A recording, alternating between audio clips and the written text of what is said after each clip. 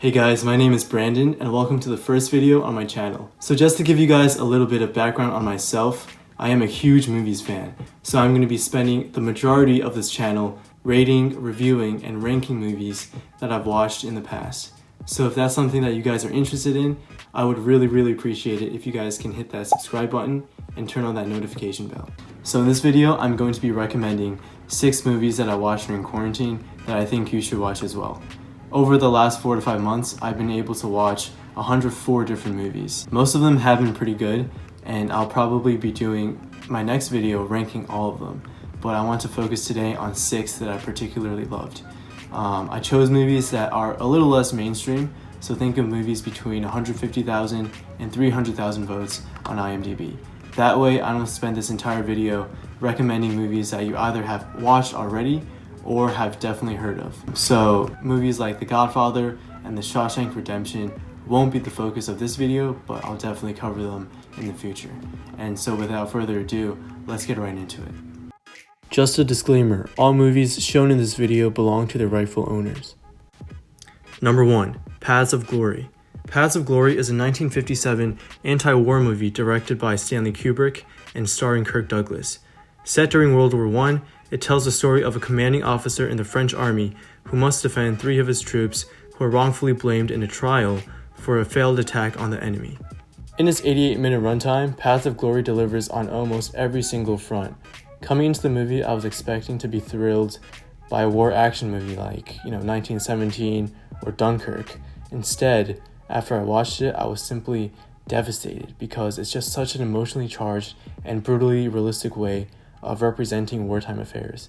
Kirk Douglas also delivers a tremendous performance as the officer who tries so hard to seek justice for his troops. And if you want to see what top-notch camera work and black and white cinematography looks like, there is no better movie for it than a Stanley Kubrick one. This movie forced me to evaluate my understanding of war and justice, and I really enjoyed it. I would give Paths of Glory an 8.5 out of 10. Number 2, Some Like It Hot. Some Like It Hot is a 1959 rom-com directed by Billy Wilder and starring Marilyn Monroe, Tony Curtis, and Jack Lemmon.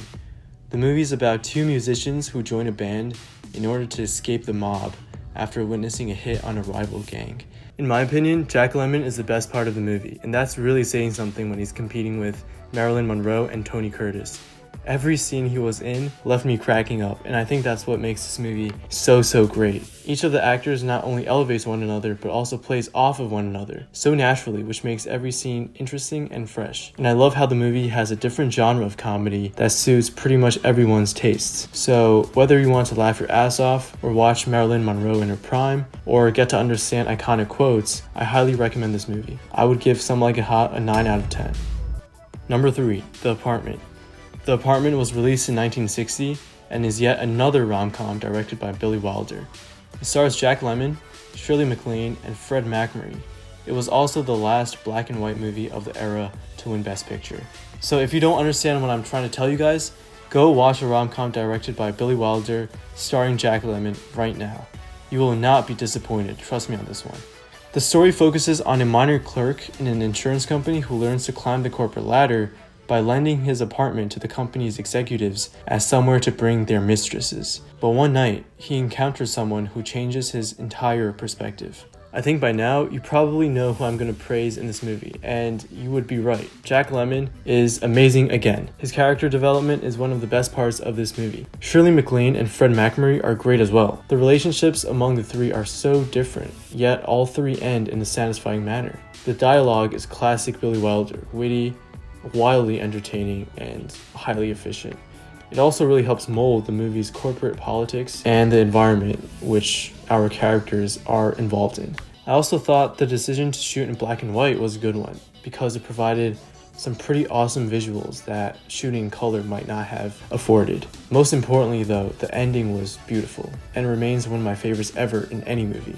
I recommend watching it for that alone. And along with Some Like It Hot, The Apartment is definitely one of the movies I would recommend to anyone who thinks black and white movies are boring or dull. I gave it a 9.5 out of 10. Number 4, Chinatown. Chinatown is a 1974 neo-noir mystery film starring Jack Nicholson and Faye Dunaway.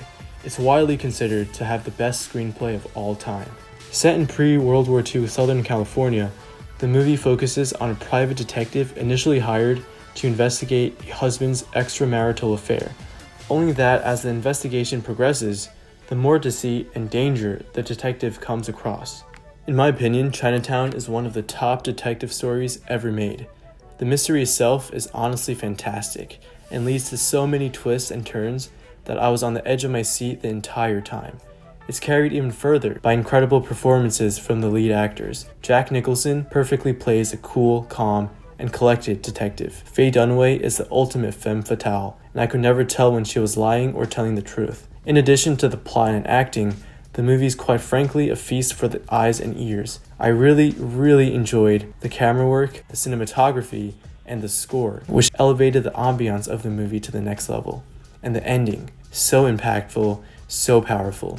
You'll know exactly what I mean after you watch it. I would give Chinatown a 9 out of 10. Number 5. Cinema Paradiso. Cinema Paradiso is a 1988 Italian drama film. It won the Academy Award for Best Foreign Language Film for its year. The movie is told through various flashbacks and centers around a famous filmmaker who goes back to his hometown where he first fell in love with movies and formed so many great memories. Honestly, the plot didn't sound that interesting to me when I was about to watch it, but after I did, I realized what all the fuss was about. One of the best parts of the movie was the relationships between the various characters and how they evolved through the years. It was a really rewarding process to watch, but I think the easiest and the best way to describe the movie is that it perfectly represents everything I love about movies and film in general. Whether it's bringing together people of vastly different backgrounds, to building and strengthening friendships and relationships, to evoking every emotion imaginable in audiences, movies have such an important impact in one way or another on millions of people around the world. And I think Cinema Paradiso is the ultimate love letter to movies. So if you want to watch something that will make you reflect on your own movie experiences while being satisfying, funny, and emotional, Cinema Paradiso is definitely for you. I would give it a 9.5 out of 10. Number 6. The Nice Guys. The Nice Guys is a 2016 neo-noir action comedy directed by Shane Black and starring Ryan Gosling and Russell Crowe. It unfortunately flew under the radar and was outgrossed by none other than Neighbors 2, which was released on the same weekend. Set in 1970s LA, The Nice Guys is about two private detectives who work together to investigate the conspiracy behind the shady suicide of a porn star. This movie is one of my favorite comedies ever, and it's such a shame that more people didn't go see it in theaters. Russell Crowe and Ryan Gosling have unbelievable chemistry. Every bit of dialogue and banter between them had me laughing my ass off, which is typical of a Shane Black movie. I recommend watching Kiss Kiss Bang Bang with Robert Downey Jr. and Val Kilmer after The Nice Guys to see what I mean. Ryan Gosling in particular steals every single scene he's in with his spot-on comedic timing. Underneath the hilarious jokes though, the movie touches on the themes that are extremely relevant today. And the props, score, and visuals do a great job conveying a 70s atmosphere that is authentic and believable. Damn, I really need to go rewatch it. I'd give The Nice Guys a 9 out of 10. And there we have it, 6 movies that I love so much that I'm recommending them to strangers on the internet. But seriously, go watch 1, 2, or all 6 of these movies. They're really amazing. Definitely make sure to let me know in the comments below which movies that you guys decide to watch and what you think of them. Please like this video and subscribe if you want to see me do more movie stuff and review your favorite movies. But that's it for me today. Thanks for watching. I'll see you in the next video.